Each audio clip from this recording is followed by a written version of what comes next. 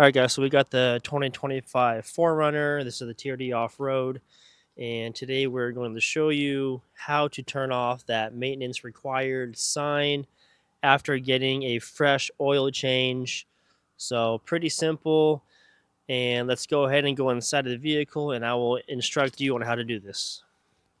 All right, guys. So once you've sat down in your 2025 4Runner, what you're going to do is you're going to turn the vehicle on, just the accessories. So do not put your foot on the brake.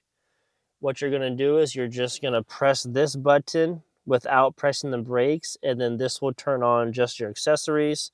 So let's go ahead and do that. Okay, all the accessory lights are coming on. Let the car do its thing. Just ignore that initial sign. Just hit the back arrow here. Okay, so I already cleared it, but usually what you're going to see when you turn the car on is you're going to get a prompt, and that prompt is going to say maintenance required soon.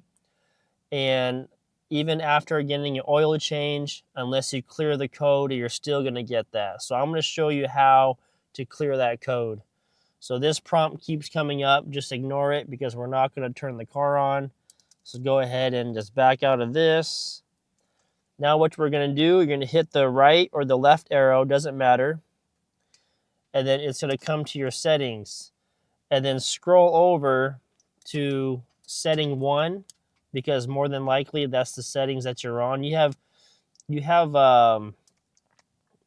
3, 2, or 1, but usually settings 1 is the settings that you get when you first get the car. Hold that down. Once you get in here, you're going to scroll down until you see settings, hit OK. Keep scrolling down until you see vehicle settings, and this one you're going to hold it down. Okay, scroll down again until you see schedule maintenance. Click on that. Reset data. Okay, reset complete, and then back out. Go down to oil maintenance. Hit on that. Reset data.